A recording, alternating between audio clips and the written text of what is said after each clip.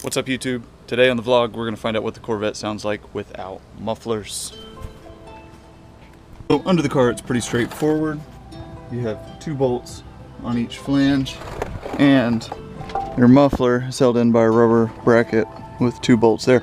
Those are 15mm, these are 13mm.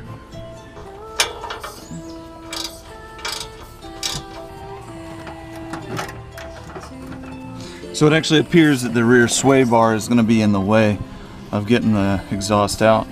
But it's also convenient because these sway bar end links are shot. I'd already replaced the fronts and these back ones have to get changed too. So might as well kill a couple birds with one stone. Now before I get too much farther into this, I've decided I just have the mufflers unbolted and the exhaust pipes are clear. I don't know if you can see that, but they are. And so now, with it just like this, we're going to see what it sounds like before I go any farther. I'm doing sway bars instead.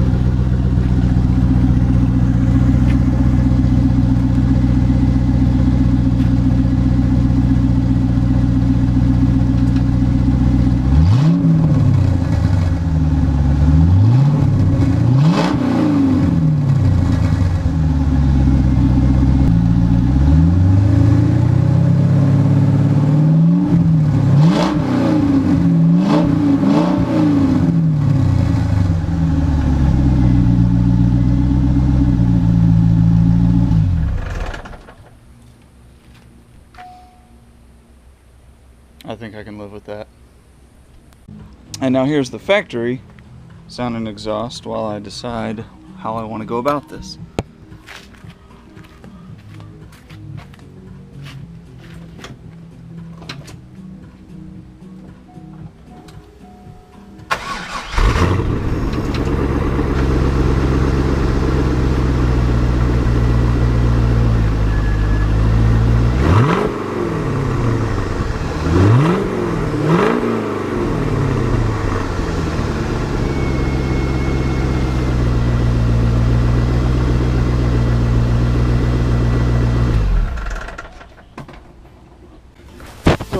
Exhaust back on because I don't want hot exhaust dumping out onto all this rear differential and stuff like that. But I do love the sound.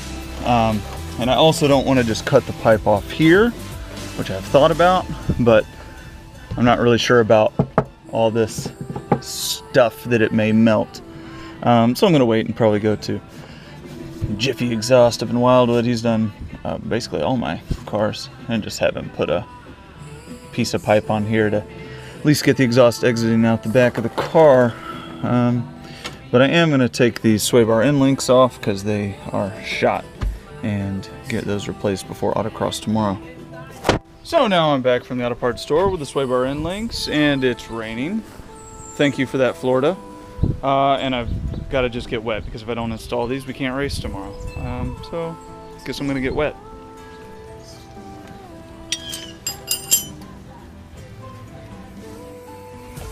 First one on.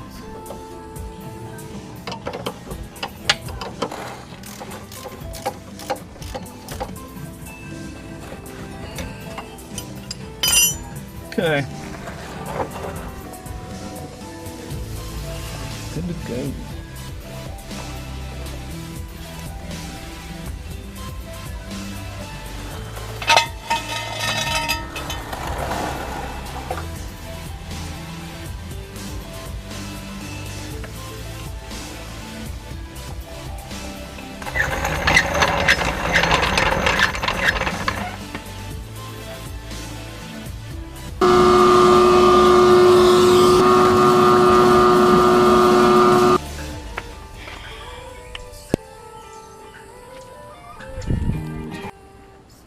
So I've washed the car, I changed the end links, and when I started the car back up from changing the end links, it says shocks inoperable, can't go over 80 miles an hour.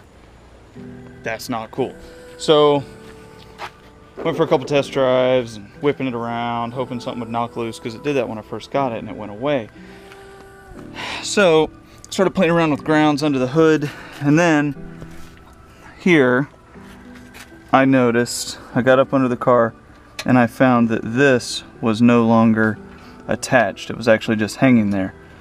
I put it back on and cranked up the car, and the shocks inoperable went away. But so it's a bad ground. That's the root of my whole problem here. So now, of course I had it on there. So now I'm gonna try and solder it into place to get us by for this event tomorrow, but then I'm gonna have to find some kind of permanent grounding solution, something that's gonna hold. But yeah, that's a pain in the butt. But at least I found it before tomorrow. I actually have no idea if this is gonna hold. I hope it just gets by for the time being. I knew the solder was a long shot and it did not hold. And now, desperate times call for desperate measures.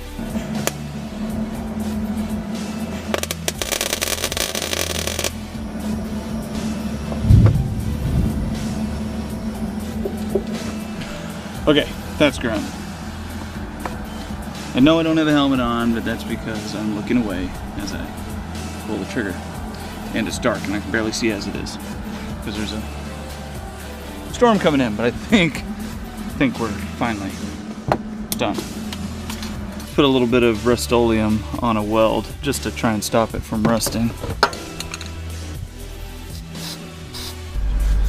Alright, now no codes, so that's good. I think we are ready to go for autocross tomorrow. Sure, it's a good thing I washed the car. Florida. But that's okay. There were so many dried dirt spots all over it, I had to get washed regardless.